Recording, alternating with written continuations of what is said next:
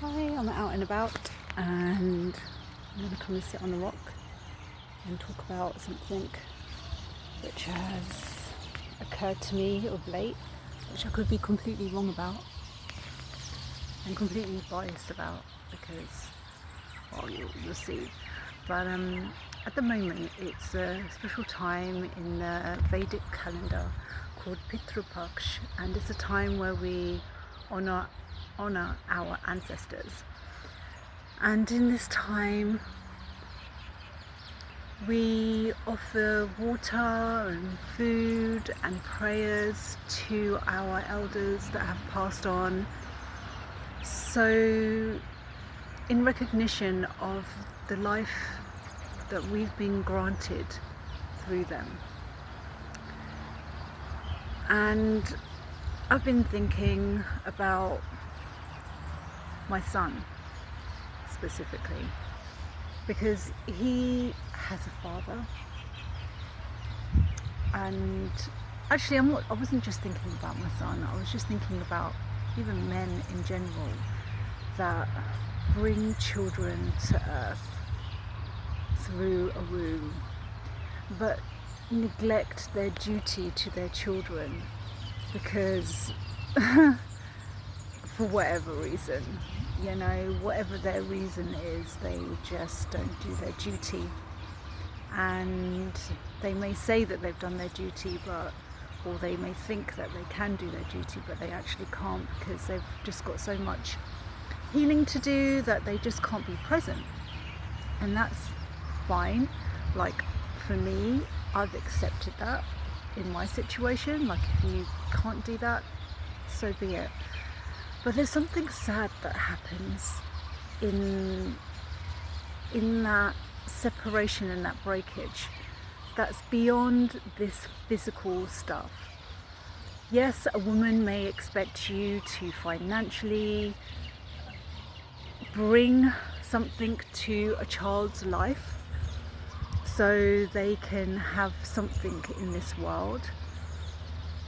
And you may get frustrated about that truth because you feel like you're being taken for a ride, because you're being obliged to this child, right? But there's something deeper that happens when you make those contributions to your child, willingly or unwillingly. There's something that happens. And that's that you're connecting yourself to the well-being and betterment of that child. And somewhere in that child, they have something to honour you with. But if you're not doing that for that child, what happens? What happens? You're not just severing your intimate connection with that child. You're severing that child's connection into a whole ancestral line that you're connected into too. And that's sad, especially when you think about these special moments like Pitru Paksh, and when we take time to give thanks to our ancestral line. There's something very, very honourable that comes, and there's something very important that comes from honouring our ancestors. And it's taken me time to figure this all out. I'm not going to play innocent here, like I didn't even know about this stuff a long time ago. In England it was just like, I may have heard of it here and there, but it wasn't like a big thing. But as I've spent time here in Mauritius, I've come to realise how significant, and even me on my own, walking my own spiritual path, you come to realise how important the worship of your ancestors are, because it connects you into your culture, it connects you into an essence of who you are and where you came from. And that is so important to your well-being and to the future lineage that will come, if it is to come. And yeah, so I feel sad for all these children that never really truly get to honour their ancestors on their father's side, or even their mother's side. You know, let's not be sexist here, and I'm not going to be emotive because of my own stuff that I carry in my life. It can be on the mother or father's side. And all I'm saying is that if you happen to be in a situation where you have a child and you know that you haven't really paid attention to them properly in their life, yes, it means something between you two intimately, but it means something even deeper than that. It means that they've lost a connection into their whole line, and that is sad.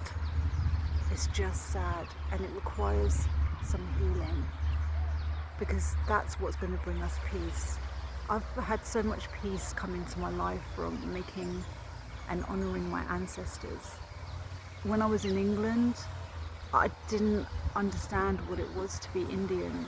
It was actually ridiculed that I felt ridiculous for saying, oh yeah, I'm Indian, or even claiming to have Indian roots when I was living in a country that was white and asking me and demanding me to adapt and become white.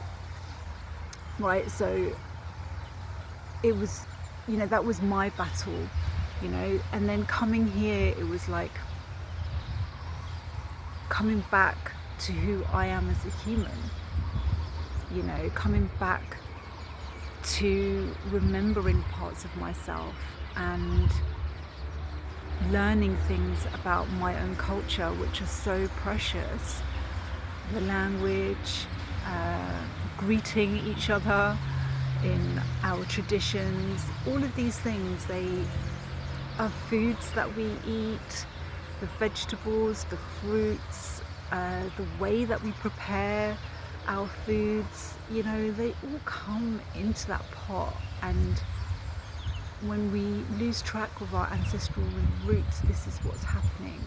And then we leave it open.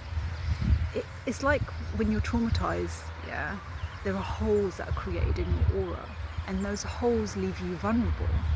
So when we don't have a deep connection to our ancestral roots, we then leave our culture open to vulnerability.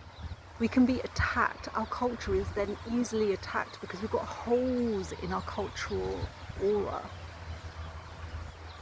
And then our culture can become appropriated.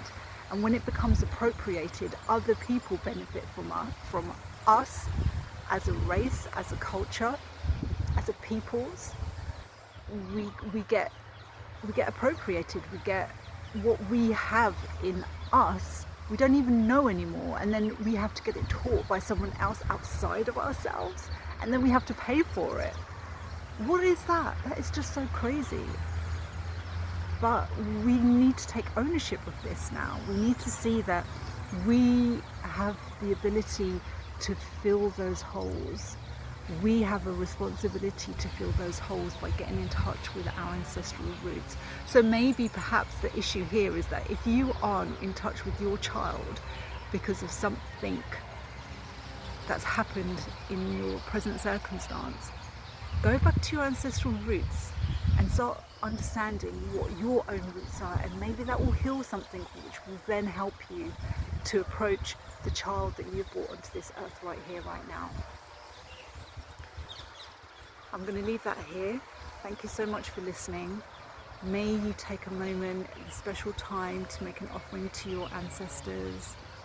May they be at peace on both your mother's side and your father's side, those who are known and those who are unknown to us.